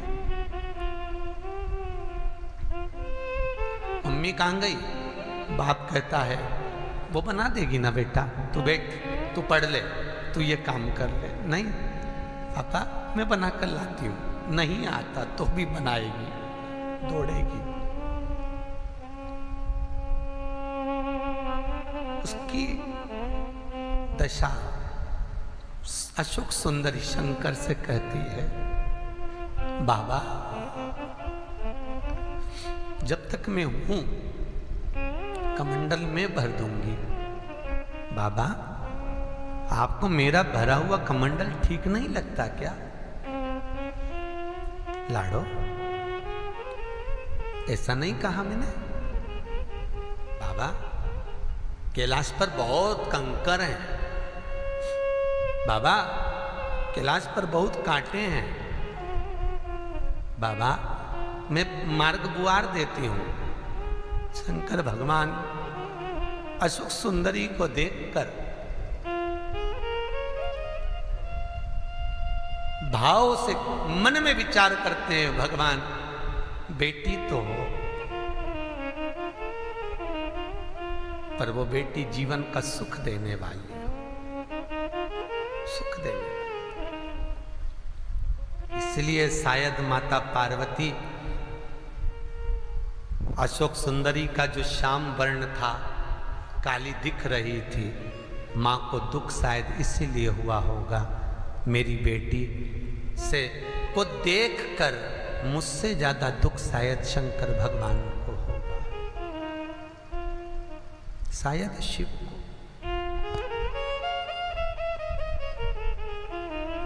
क्यों ना मैं इसको सुंदर बना दूं। मां ने अपनी दृष्टि देकर अशोक सुंदरी को सुंदरता प्रदान कर दी, बहुत सुंदर हो गई अशोक सुंदरी। डोला करती कैलाश शंकर भगवान आए, माता ने कहा ये पुत्री है अपनी, लेकर चले। कहते हैं पार्वती की गोद में निरंतर गणेश को देखोगे और शंकर भगवान की गोद में निरंतर अशोक सुंदरी का ही दीदार पाओ।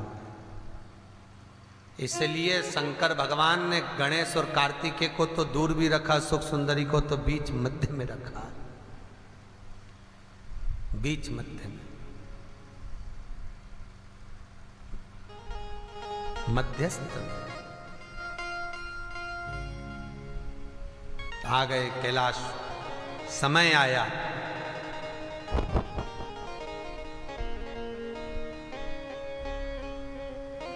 जिस समय अशोक सुंदरी बड़ी हुई तो पार्वती जी ने शंकर जी से कहा कि बेटी का विवाह करना है। शंकर भगवान ये पार्वती से पूछते हैं, पार्वती दुनिया की रीत बड़ी विचित्र है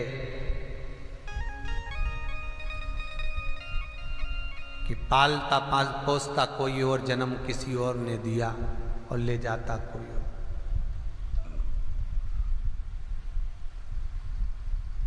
कोई ले जाता।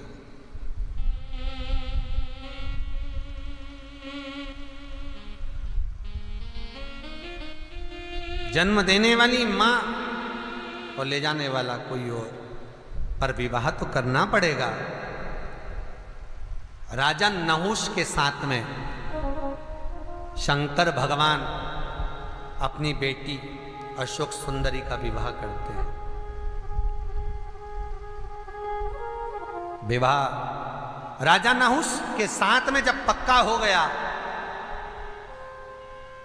शिव महापुराण की कथा कहती है हुंड नाम का राक्षस आया। वो हुंड इतना वीर था और उस वीर राक्षस ने, असुर ने अशोक सुंदरी की सुंदरता को देखकर अशोक सुंदरी को पाने का प्रयास करा। जिस समय पर माता अशोक सुंदरी भगवान गणेश और कार्तिकेय के साथ में भ्रमण कर रही थी, बगीचे में घूम रही थी, हुंड राक्षस ने अशोक सुंदरी को ले जाना चाहा।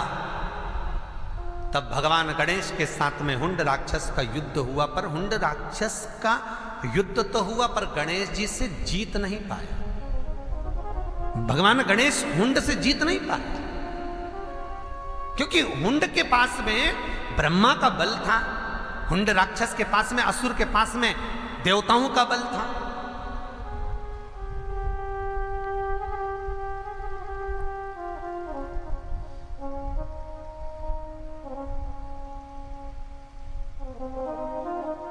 इस हुंड को गणेश जी नहीं मार पाए। कार्तिकेय षडानंद आ गए और षडानंद कार्तिकेय ने भी संहार करना चाहा हुंड का, नहीं मारा, हुंड नहीं मरा, नहीं मरा। तब माता अशोक सुंदरी ने देखा कि ये मेरे भाइयों को कष्ट दे रहा। अशोक सुंदरी स्वतः स्वयं का कष्ट नहीं, मेरे भाइयों को कष्ट दे रहा। तब भगवान शंकर का ध्यान कर कर अशोक सुंदरी ने भगवान शिव का स्मरण कर कर मांगा, पिताजी अगर मैंने प्रेमवश, भाववश, बिना दिखावे के आपके दरवाजे को बुआरा हो तो मुझ में इतनी प्रबलता आए कि एक तिनके से इस हुंड का मैं संहार कर दूं। जिस कचरे को, जिस कांटे को माता अशोक सुंदरी ने, शंकर भगवान की पुत्री अशोक सुंदरी ने बुआरा था, उस कचरे के ढेर में से तिनके को उठाकर फेंक दिया और हुंड राक्षस का, असुर का संहार कर दिया। कितनी सुंदर चरित्र है शिव महापुराण का। शायद जिंदगी में श्रवण करने को मिले ना मिले, पर राव परिवार द्वारा जो कथा हो रही इसमें अच्छे से सुन लो शंकर के इस परिवार की कथा। इस चरित्र को बड़ा ध्यान से सुनना कि अशोक सुंदरी ने कचरे के ढेर में से एक उठाकर हुंड राक्षस का संहार कर दिया। शिव महापुराण की कथा कहती है शंकर के मंदिर में जल चढ़ा वो एक अलग बात है, बेलपत्री चढ़ा अलग बात है, दूध चढ़ा अलग बात है, पर शिव महापुराण की कथा कहती है किसी शंकर मंदिर में जाकर अगर पानी से केवल मंदिर को धो दिया, धो भी नहीं सकते तो बुआरी लगा दी, बुआरी नहीं लगाते तो एक कचड़े से साफ कर कर कचरे के ढेर को ले जाकर बाहर पटक दिया, पीछे की ओर डाल दिया, कहीं एक और पटक दिया, मंदिर को स्वच्छ कर दिया। तो याद रख लेना, जैसे अशोक सुंदरी ने हुंड राक्षस का संहार करा, आप भी अपनी जिंदगी में, आप अपनी जिंदगी में दुख, तकलीफ, कष्ट का संहार कर सकते हो। दुख, तकलीफ, कष्ट का निवारण कर सकते हो। शंकर के मंदिर में जल चढ़ा रहे हो अपनी जगह पर, बेलपत्र चढ़ा रहे हो अपनी जगह। सावन महीने में पानी बाहर गिरता है, लोग मंदिर जाते हैं, जगह जगह कीचड़ हो जाता है। अगर आप मंदिर में गए हो तो एक कपड़ा साथ में ले जाओ, उसको पोंछ कर धोकर फिर कहीं लेके चले जाना, क्या दिक्कत है। मंदिर को स्वच्छ रखना, भगवान जहां निवास कर रहे हैं वहां स्वच्छता का भाव। भगवान शंकर की पुत्री अशोक सुंदरी ने मार दिया हुंडासुर को। बेटी का विवाह हुआ, जब विदा हुई है अशोक सुंदरी, बहुत ध्यान देना, शंकर भगवान ने चोर को कुबेर बना दिया था। शंकर भगवान ने लंकापति रावण को सोने की लंका दे दी थी। शंकर भगवान ने भस्मासुर को कंगन दे दिया था। शंकर भगवान ने दुनिया को कुबेर का खजाना दे दिया था। शंकर भगवान ने राम जी को सेतु बना दिया था। शंकर भगवान ने भगवान कृष्ण के घर में 16,108 रानियों से जब औलाद नहीं हुई, संतान नहीं हुई, तब भगवान कृष्ण ने नागेश्वर धाम में बैठकर जब भगवान शंकर की आराधना करी, तब शंकर की कृपा से एक एक रानी से 11-11 संतान हुई। 1,77,180 भगवान 181 संतान जब भगवान कृष्ण के यहाँ उत्पन्न हुई, तो शंकर भगवान ने जब कृष्ण को औलाद दे दी, राम जी का भंडार भर दिया, इंद्र को सत्ता प्रदान कर दी, चोर को कुबेर बना दिया, वो भगवान शंकर क्या नहीं देते बेटी की विदाई में। पर शिव महापुराण की कथा कहती है कि शंकर भगवान मृत्यु लोक के देव हैं, इसलिए पृथ्वी पर रहने वाले की जो दशा होती है, शंकर उस दशा में रहने वाले हैं। सब उस दशा शंकर भगवान ने अपनी बेटी की विदाई में क्या दिया है। शिव जी पार्वती से कहते हैं कल अशोक सुंदरी विदा हो रही है। शंकर पार्वती से कहते हैं कल अशोक सुंदरी जा रही है। अशोक सुंदरी जा रही है, कल अशोक सुंदरी विदा हो रही है। शिव जी कहते हैं पार्वती तेरे पिता ने तेरे को कुछ दिया था क्या? पार्वती जी कहती है मेरे पिता ने मेरी विदाई में मेरे को जो आभूषण पहना कर भेजे थे, वो आभूषण मेरे पास में रखे हैं। शिव जी कहते हैं वो तुम्हें बेटी की विदाई में दे देना चाहिए। माँ खुद के लिए अगर रकम बनवाती भी है ना, तो ये विचार कर कर बनवाती है कि मुझे ये बहू को देना है, बेटी को देना। 2-4 बार मैं पहन लूंगी, बाकी की बहू बेटी। माँ का वात्सल्य देखिए, माँ की करुणा देखिए, माँ का प्रेम देखिए। माँ अगर एक साड़ी भी लेती है तो ये विचार कर कर लेती है ये ऐसा ले लूंगी तो बेटी को चली जाए, बहू को दे दूंगी। माँ अगर कोई वस्त्र ले रही है, कोई आभूषण ले रही है, कोई सामान ले रही है, ज्यादा आ गया, बेटी और बहू के लिए रख देते हैं, उनको दे देंगे। शंकर भगवान पार्वती से कह रहे हैं बेटी की विदाई में कुछ देना है। पार्वती कुछ देना है। पार्वती कहती है मेरे पिता ने मुझे जो श्रृंगार कर कर भेजा था वो मुझे रखा हुआ है, वो मेरे पास में है, मैं दे दूंगी। जब शंकर भगवान के घर में विवाह मंगल पूर्ण हुआ, भावर पूरी हो गई, अशोक सुंदरी जाने लगी।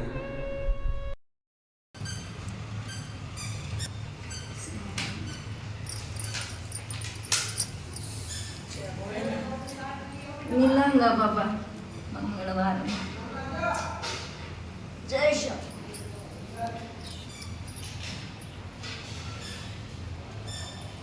चल।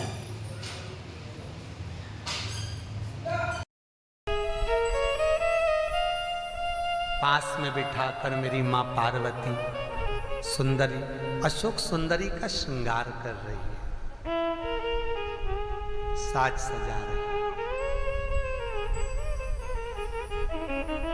लाडो जा रही हो, दोनों कुल की मर्यादा निभाना है आपको। मां को देखकर अशोक सुंदरी की आंख में आंसू आ गया। मां एक वृक्ष से पैदा किया है तूने मुझे तो लगता था कि वृक्ष से पैदा करने वाली को कोई पालेगा कैसे? सबको मालूम है बेटी को जाना है, फिर भी पढ़ाते हैं, लिखाते हैं, उसको अच्छे से रखते हैं, सबको मालूम है जाएगी। अशोक सुंदरी कह रही मां पेड़ से प्रगटी हूं, दूसरे घर जाना था, तेरी करुणा में तूने कमी नहीं रखी है। मां तेरी करुणा में तूने कमी नहीं रखी है। पार्वती जी कहती हैं तो दुख मत कर, इस कैलाश की जो वस्तु तुझे अच्छी लगती हो वो तू लेकर चली जा, वो मैं तुझे दे देती हूं। अशोक सुंदरी कहती है इस कैलाश की सबसे सुंदर वस्तु मेरा पिता है।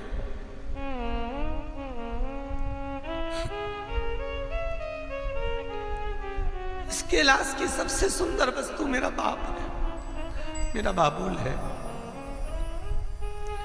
मायके की शोभा भैया और भाभी नहीं है, मायके की शोभा माँ और बाप है। माता पिता रहते हैं तो बेटी आती है, तमन्ना लेकर आती है मेरी मम्मी के पास बैठूंगी, पापा की तबीयत ठीक नहीं है उनसे मिल लूंगी। बहुत बूढ़े हो गए हैं, बाद में मिलना होगा ना होगा। अशोक सुंदरी कहती है माँ इस कैलाश में तू कह रही है जो सुंदर हो वो तुझे ले ले। माँ इस कैलाश की शोभा मेरा बाबुल है, मेरा शंकर। इतने भोले हैं,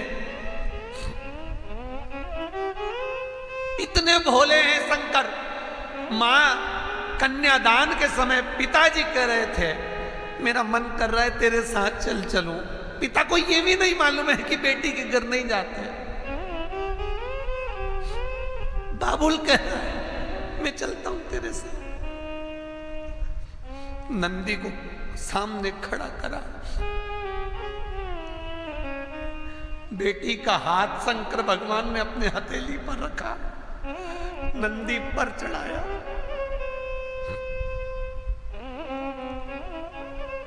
और जाते समय बेटी को रुद्राक्ष की माला प्रदान करी। अशोक सुंदरी जा रही थी, बाबुल को पलट के देखा,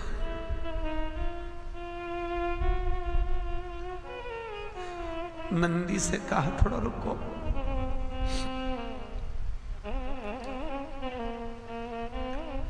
नंदी पे से कूद गई, शंकर के गले जाकर लग गई। बाबुल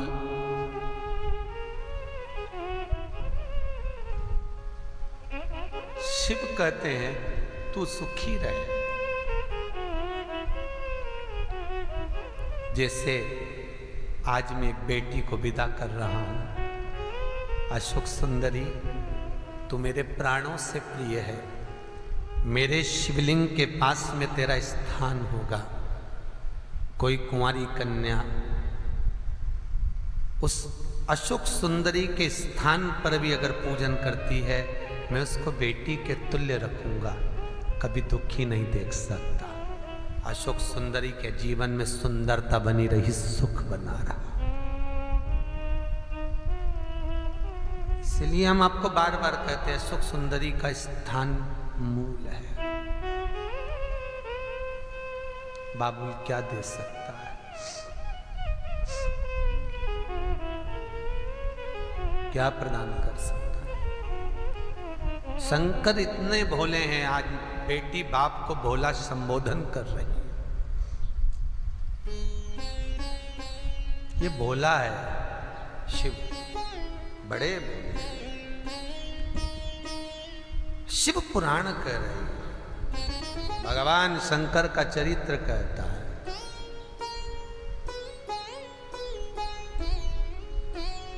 शिव को विश्वास से जीता जा सकता है। भगवान शंकर विश्वास की पूर्णता में सुख का अनुभव करा देते।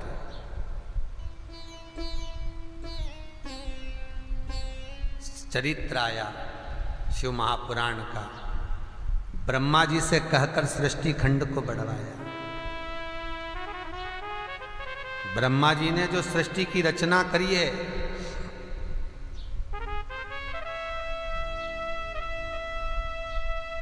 उस सृष्टि खंड में ब्रह्मा जी ने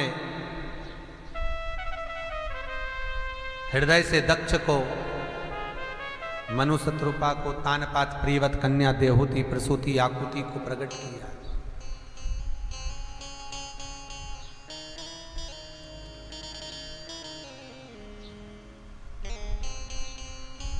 और शिव आराधना का जो सुख है, शंकर की आराधना का जो सुख है, वो केवल एक ने नहीं, जीवन में सबने प्राप्त किया।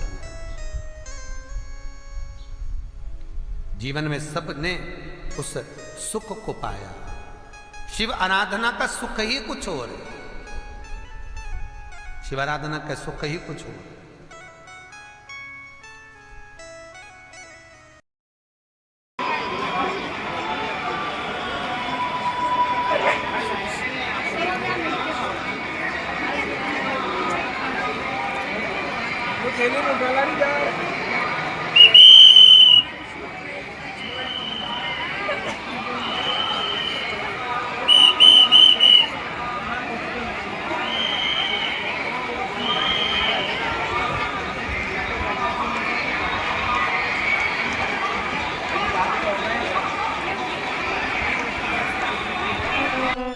भगवान दक्ष प्रजापति की यहाँ कई कन्याओं का जन्म हुआ, पर बाद में दक्ष प्रजापति ने देखा कि मेरे पुत्रों को देवर्षि नारद ने सत्संग में लगा कर रखा है, भजन में लगा कर रख दिया। तो सोचा पुत्र नहीं पुत्री एक और चाहिए। मां जगत जननी जगदम्बा से विनती करी, मेरे घर में एक बेटी का जन्म और हो जाए। स्वयं दुर्गा भवानी जगदम्बा स्वयं कहती, स्वयं भवानी मां कह रही हैं, स्वयं जगदम्बा कह रही हैं, अरे दक्ष,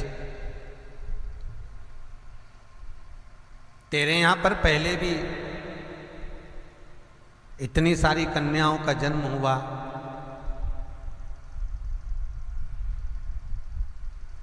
और फिर तू कन्या मांग रहा है वापिस क्यों? दक्ष प्रजापति कहते हैं, मां बेटा एक कुल को तारेगा, बेटी दो कुल को तारेगी, बेटी दीजिए। मां कहती है दूसरी कहां ढूंढने जाऊंगी, तेरे घर में दक्ष प्रजापति तेरी बेटी बनकर मैं सुता आऊंगा। माता प्रसूति के गर्भ से सती बनकर जन्मी थी मां, प्रसूति के गर्भ। और माता प्रसूति ने इतने संस्कार अपने बच्चों को दिए थे, इतने संस्कार दिए थे कि आज भी माता प्रसूति का नाम हॉस्पिटलों में लिखा रहता है। जहां बच्चों का जन्म होता है वहां लिखते हैं प्रसूति कक्ष, क्योंकि माता प्रसूति ने बच्चों को संस्कार दिए अच्छे। और फिर निवेदन है, हीरो की गाड़ी बाद में लाना, पहले हीरो जैसी औलाद को सुधार लो। हीरो की गाड़ी के चक्कर में रहोगे तो ये हीरो बिगड़ जाएगा। हीरो की गाड़ी लाऊं ने, हीरो की गाड़ी लाऊं ने, ये हीरो को तो सुधारो पहले।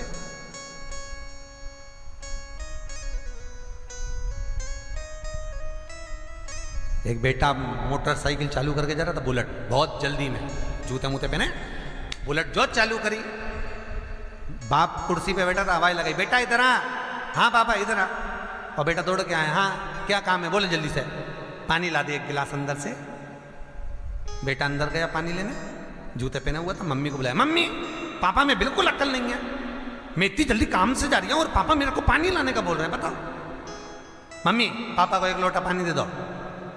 बेटा चले गया, माँ पानी लेकर आई। बाप ने पूछा, तुम्हारे शहजादे इतनी जल्दी जल्दी में कहाँ जा रहे हैं? माँ बोली, रेलवे स्टेशन पर प्याऊ लगाई है, पानी पिलाने जा रहे हैं।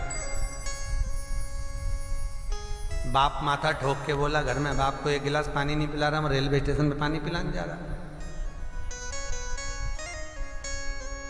हीरो बाद में लाना, गाड़ी पहले हीरो को सुधार लो। संस्कारी तो ला दो। जिस गांव में पानी की कमी होती है, वहां की फसल बिगड़ जाती है, और जिस घर में संस्कारों की कमी होती है वहां की नस्ल बिगड़ जाती है। सुधारिए उसको, सवारिए उसको। महाराज सती मैया ने तब साधना करी, तब साधना। और कोई साधारण सा तप मेरी माता सती ने नहीं करा है।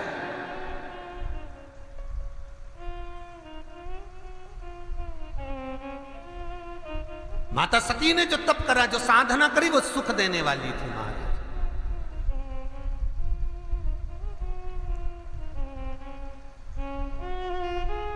आज पुत्रदा एकादशी है हमारे यहां, इसको शिव महापुराण में श्रावण शुक्ल एकादशी भी कहते हैं। और कहते हैं ये सती माता ने श्रावण के महीने में यही एकादशी के दिन से जो व्रत साधना करना प्रारंभ करी थी, वो सुख देने वाली थी महाराज।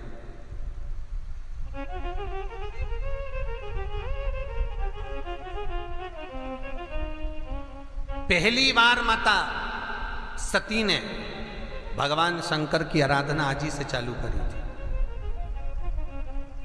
निवेदन है आपसे भी, कोई कार्य अटक रहा है, तकलीफ आ रही है, दुख है, लक्ष्मी नहीं आ रही, परेशान हो, तो आज पुत्रदा एकादशी है। 108 बेलपत्र की, जो बेलपत्र होते हैं उसकी, इसको छेद तो करते नहीं है सुई से, बेलपत्र की डंडी को बांधते जाओ 108 बेलपत्र की माला बना लो। और माला बनाकर भगवान शंकर के गले में, शंकर के शिवलिंग को जो चढ़ा देता है, उसकी मनोकामना भगवान शंकर पूरी कर देते हैं महाराज। आगे वर्णन आया, सती मैया ने भगवान शंकर को पाने के लिए बहुत तप साधना करी, और तप साधना के फल अनुसार, तप साधना के फल के अनुसार भगवान शिव को प्राप्त करती हैं माता सती। समय बीता, दक्ष प्रजापति के यहाँ सती का शिव के साथ विवाह हुआ।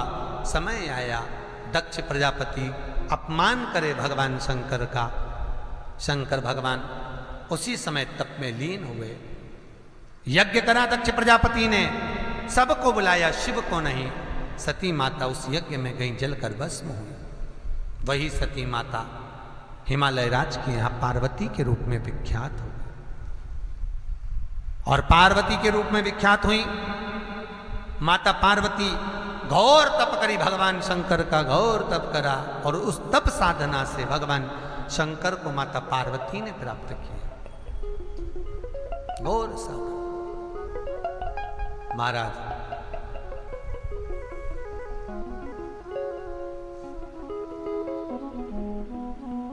कई लोग कह रहे थे गुरुजी से बोलो हमारे को रुद्राक्ष, और रुद्राक्ष आज आया नहीं, हम लाएंगे, आपको दर्शन जरूर कराएंगे।